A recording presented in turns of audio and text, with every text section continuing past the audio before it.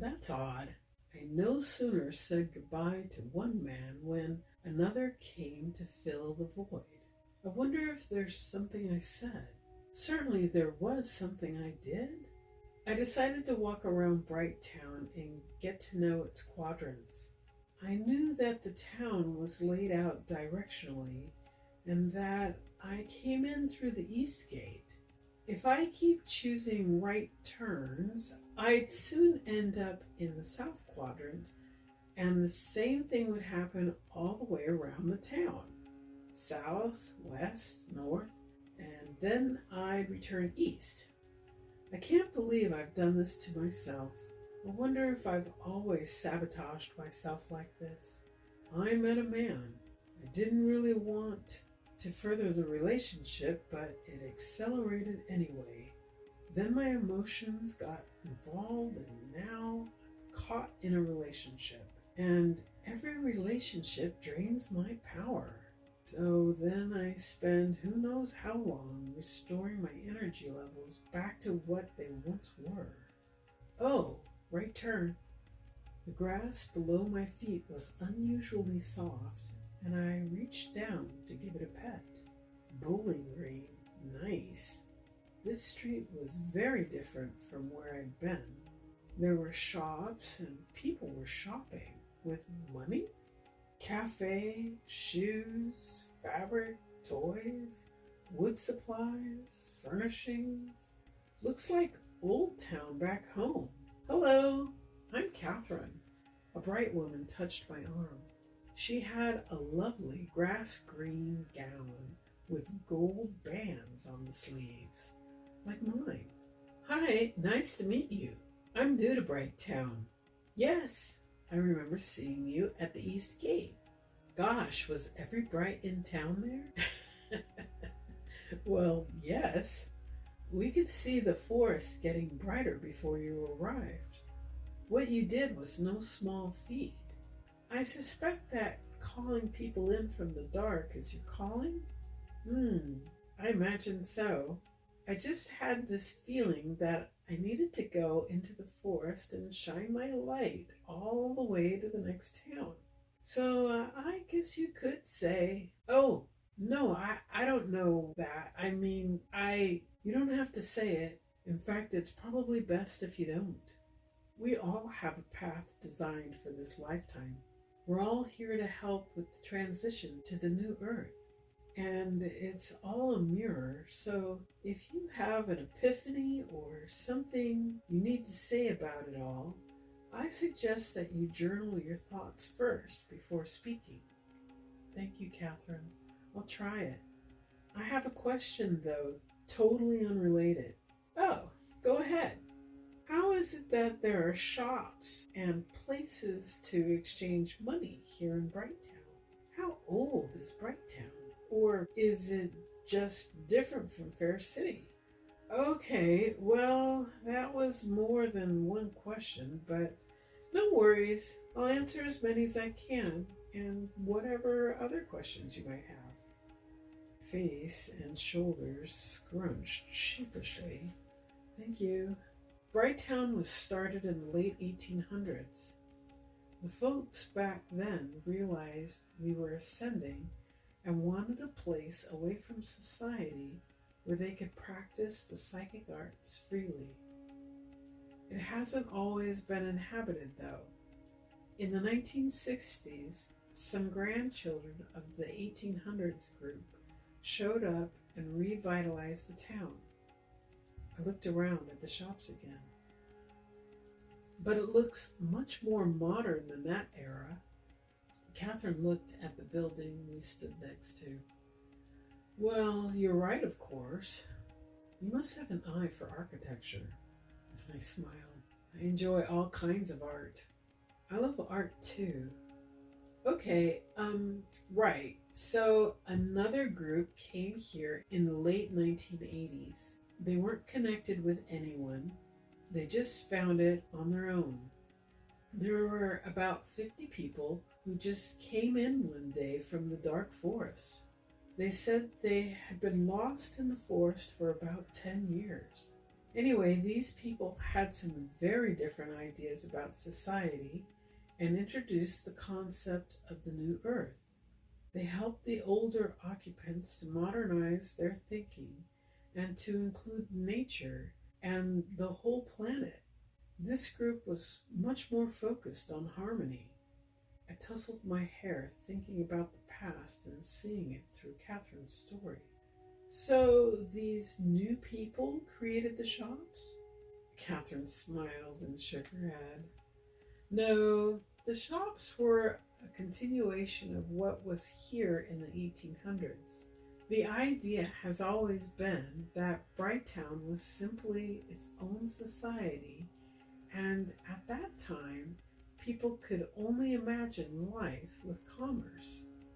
Anyway, those ideas are long gone now. Things have changed very rapidly since the 2003 conjunction. Yes, that's true everywhere, and I imagine that after the 2012 change, more shifts occur. Catherine agreed. Really rapid shifting. Well, anyway, back to the shops. They still exist, as you can see. They don't take money, though. They serve as a meeting place for friends and new acquaintances. It's the South Quadrant, and it offers a more materialistic approach to the New Earth lifestyle. People bring their energy, and that seems to be enough at the cafe. And the other shops are for exploring hobbies like toy making and tailoring. I see. Well, I need to go to the town center. I'm sure we'll see each other again. Bye. Bye, Catherine, and thank you for talking with me. She waved and headed up the main road where the grass leaves crunched. I resumed my journey along the soft, spongy turf. Alone again, my thoughts reverted, and eventually I hook up with someone and totally fail all over again. Except it's happening faster. Let's see it. I met Frank and realized that was no good, and then I got here and met that guy, my husband dude, who just walked off, no problem.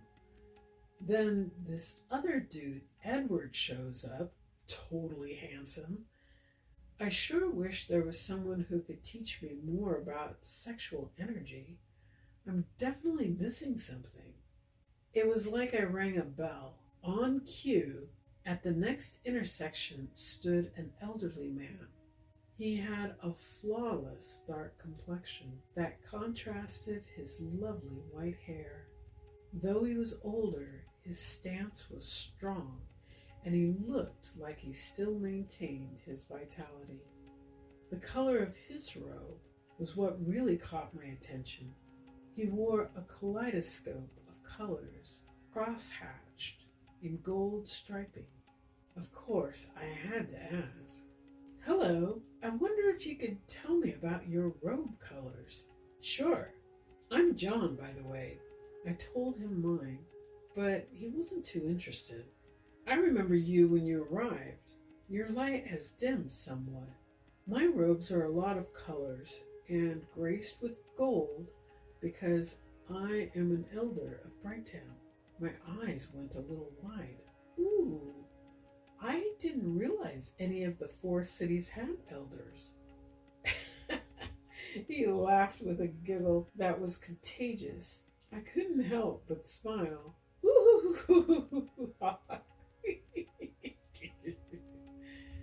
Slapping his knee, he threw himself over like he was having a fit and held his stomach.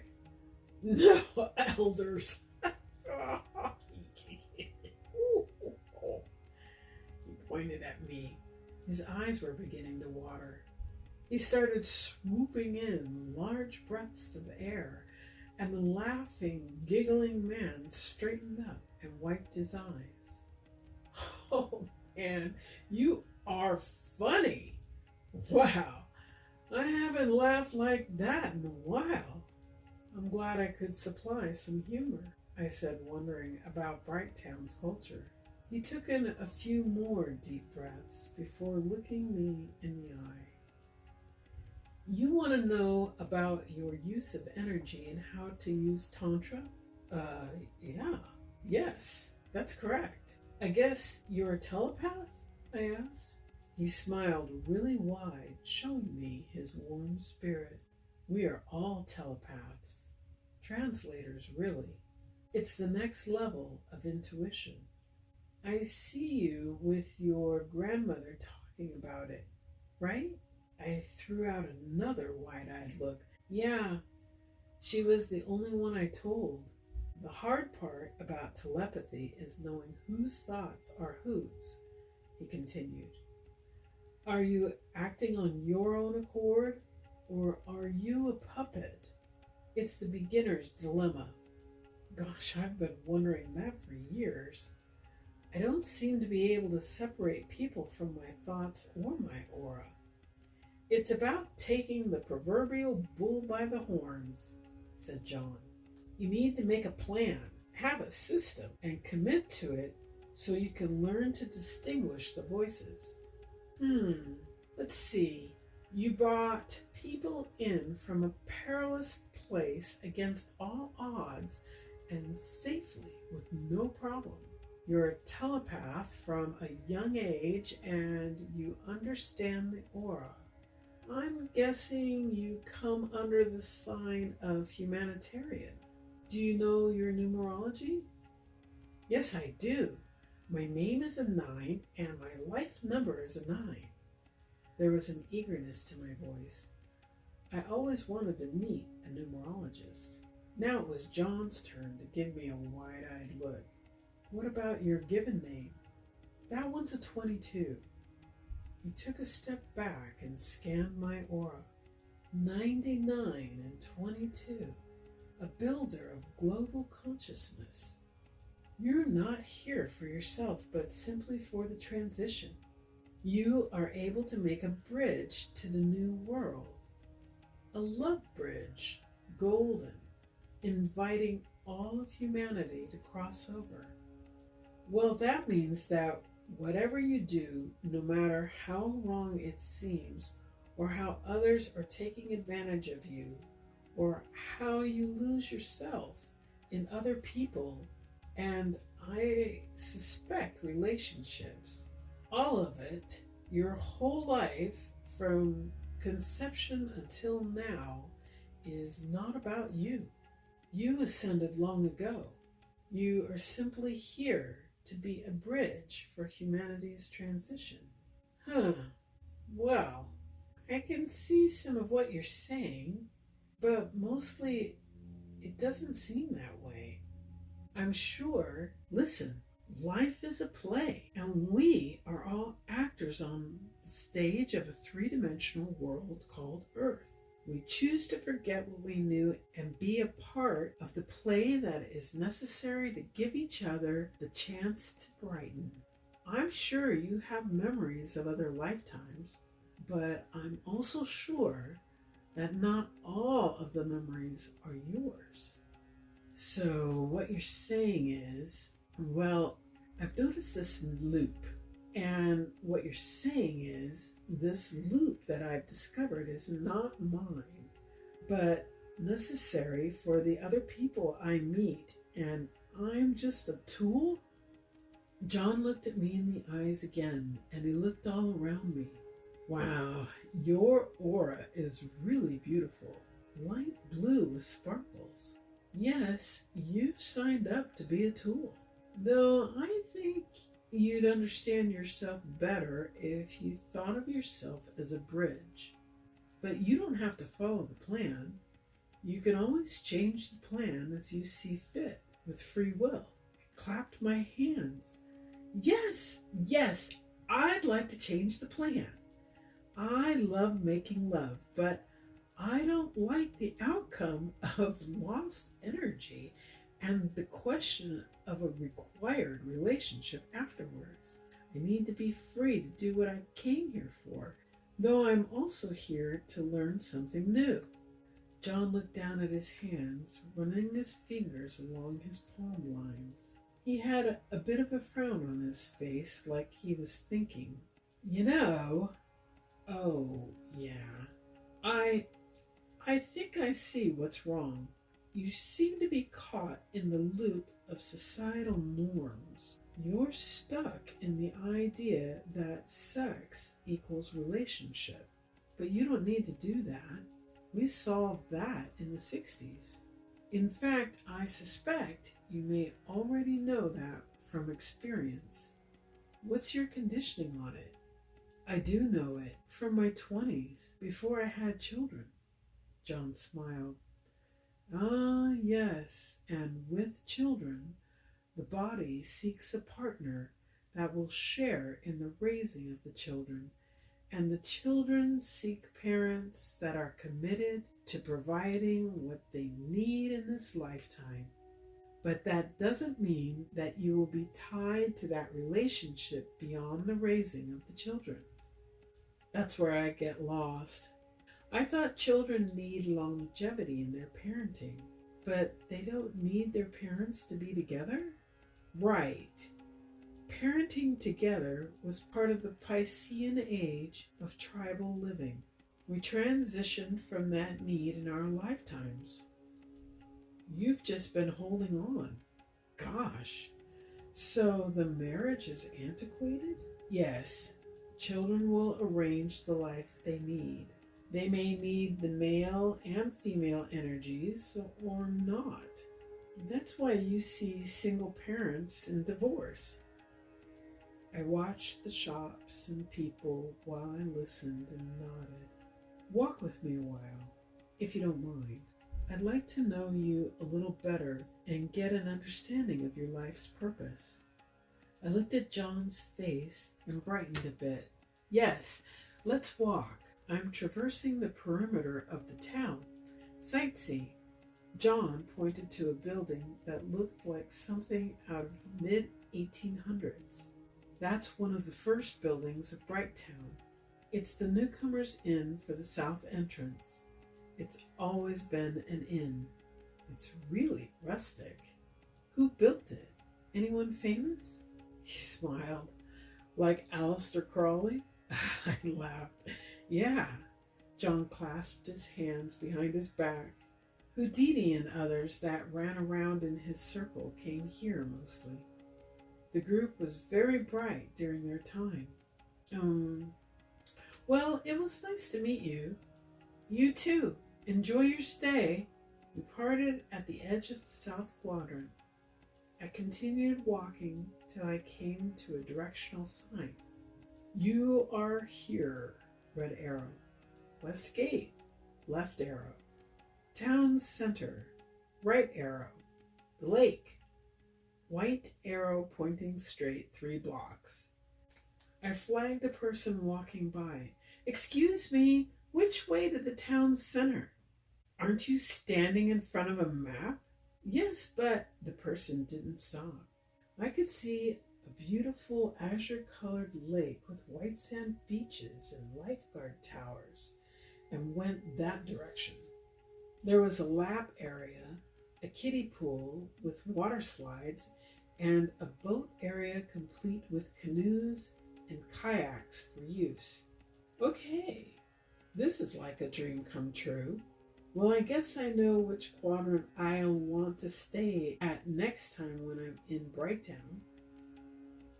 I found a chaise lounge to my liking, and I headed toward the lap area and dove in. The water was warm and the sun was shining. So lovely. Wow, there really isn't any place to set aside for floating. I walked over to the canoes and paddled out to the far side of the lake, to a beach that looked quiet, and parked the boat. Water was warm here too.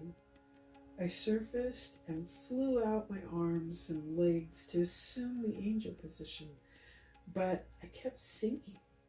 Finally, I gave up and swam back to sit on the beach and think about the properties of water. I noticed a few other people paddling around the lake. They seemed to know each other. I watched for a while, listening to the laughter and watching the racing challenges that often goes on between friends. Hi, do you mind if we share your beach? No, come on over. There were 3 men and 2 women paddling 2 canoes and a kayak. Hi, I'm Alice, and this is Sherry. She pointed over to the men getting out of their canoes. In the red canoe is Eddie and Sam. They waved at me as their names were called. And that's Bill over there. They also waved.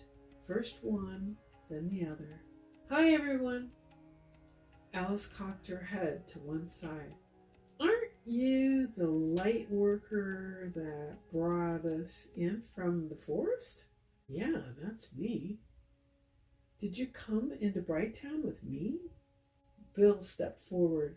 Yeah, we all did. Thank you so much for your light. I didn't think I'd ever get out of there. I was lost for a long time. A few of the people grunted in agreement. I took a moment to look at each of their faces. They weren't bright, but their light was noticeable. I'm glad I was able to help. I felt a calling and decided to go on that walk. I couldn't have done it without the friends I had made in Fair City. When I look at your faces, I can see you've all really brightened up a lot. Thank you. They almost spoke in unison. Hey, I don't suppose any of you know why I can't float in this water, I asked. Sam started laughing. Yeah, it's like it's made out of something thinner. It's really easy to swim through, though, Sherry piped in. Yeah, it made paddling really easy. We would just glide through every stroke. Maybe I just have to ask. What? Alice and Bill were both struck by my words. Ask? You know, haven't you ever asked nature for help? They spoke together. No, that doesn't. Eddie took a seat on the sand, and the rest followed. I took a moment to look into everyone's eyes. Would you like to learn a little bit about how energy works? They all exchanged looks. Nah, that's all right. Do all of you live in Brighttown?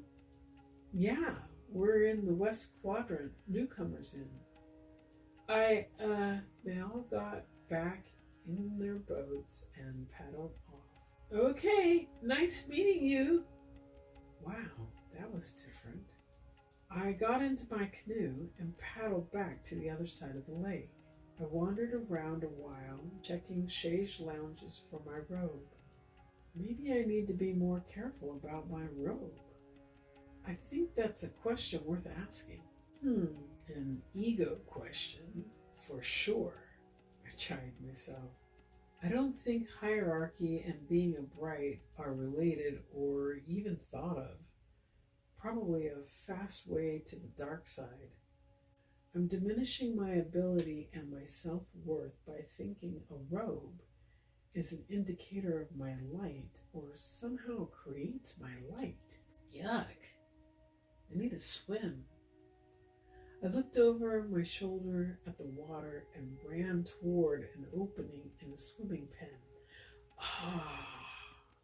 The water rushed around my skin, refreshing me, absolving me of my bombastic ego. I kept surfacing and diving and surfacing until I was ready to just float. I assumed the position and sank immediately. Oh, right, I forgot. Breaststroke. The water rippled softly over my arms.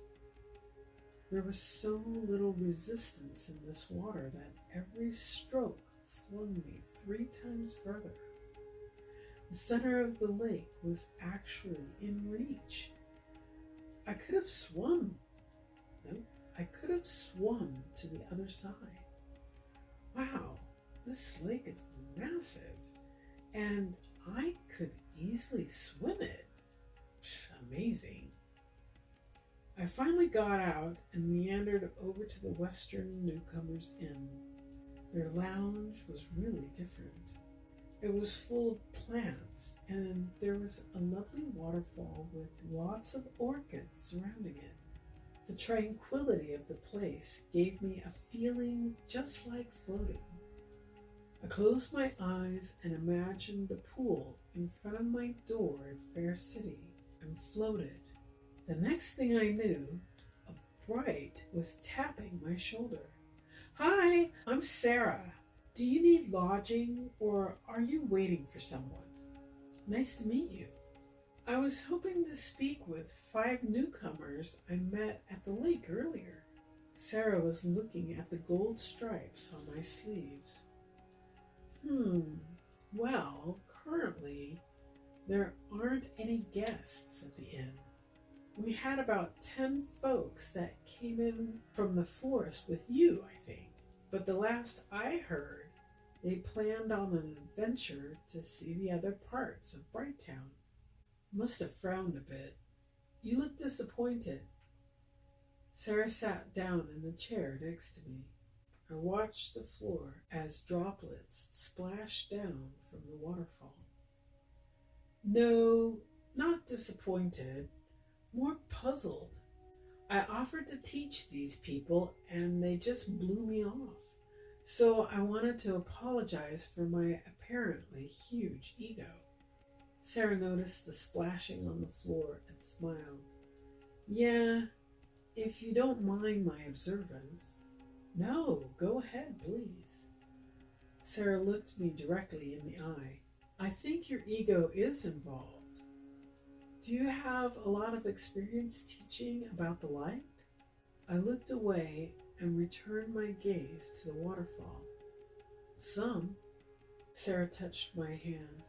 "Well, the only reason I ask is because it's a level in learning how to teach. First we figure out what we need to say. Then Spirit sends some folks to learn, and we feel confident in our new role. So then Spirit sends more people, but this time we teach them from a point of ego. We pick a topic that we want to teach instead of what the student needs. What did you choose to teach the newcomers?" I got out of my chair to wander around. This stuff was really deep. I wanted to teach about energy. I was going to segue into grounding. Sarah started laughing. It grew as she undoubtedly saw some images in her mind. I waited until she caught her breath. "You taught a class on grounding while in the water?" She laughed some more. "Were you trying to drown them?" "We're in the West, in the deep." I walked around the room, pushing back my hair, imagining the scene. Oh my God, I could have drowned a lot of them. Or yourself. Sarah was still chuckling. "I think you might want to stick to lighting up the forest for a while. What are your plans with that, if you don't mind my asking?" I was smiling now. It was pathetic and funny all at the same time. "I don't mind. I was going to tour around Brighttown and then go to the next town in the forest." Sarah was much calmer. She took in a long, deep breath. Brighttown is a little less bright since all those people came in from the forest. We really weren't prepared. I think we should have been in meditation at the gate and then had several meditation groups afterward to monitor the light. She saw the concern on my face. "Don't worry, the town will brighten up very soon. The light drops every time a newcomer arrives, and all those newcomers, well, it's just a bit dingy." I looked hard at Sarah. I can tell a Bright would never be so downtrodden. What can I do to help? She stood up. I really don't think you need to concern yourself with it.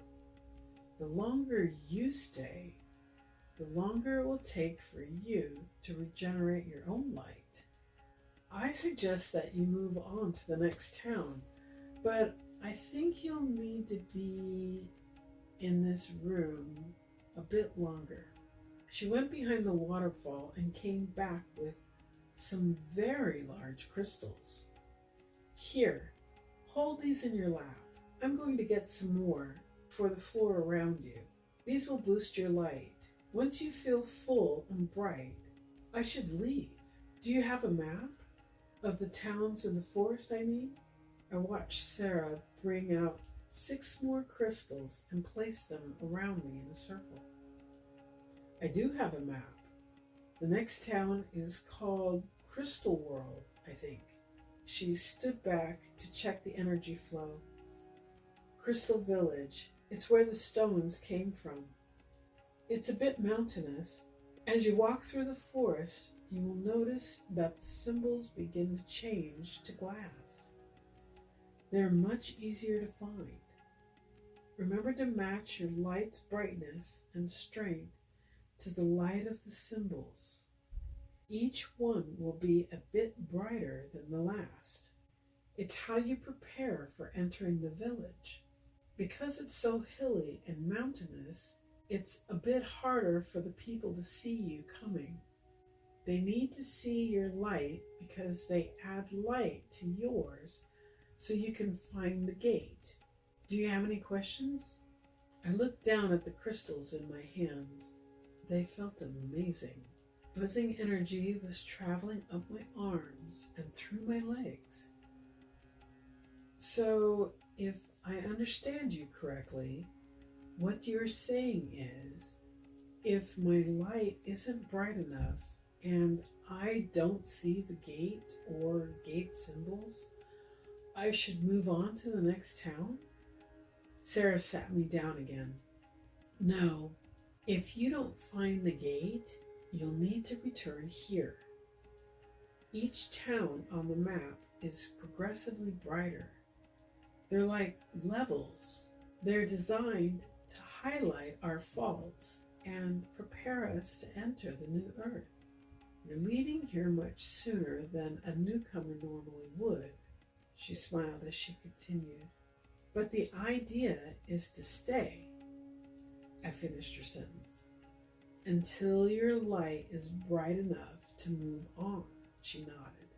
Yes, and for Bright Town, you will need these crystals.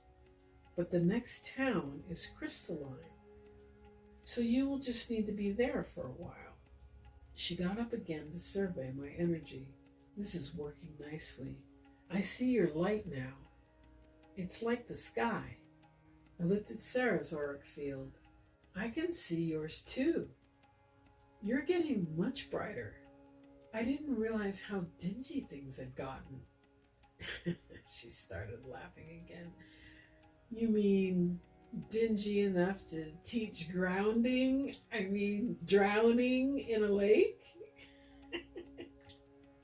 We both busted out laughing, long and loud. It took a bit for us to catch our breath, and that felt good. She stood up to check my aura field again. I think you're ready. Look at the room. It's glowing. I turned around to look behind me at the large wooden-lined walls and planted tropical beauties. Everything seemed to shine and sparkle. I feel ready. I feel confident, and mostly I feel excited to walk in the forest. Sarah nodded in agreement. The symbols are always the same in the forest. An arrow to point the way, and a circle line for when you've arrived. Good luck. Thank you for everything, Sarah.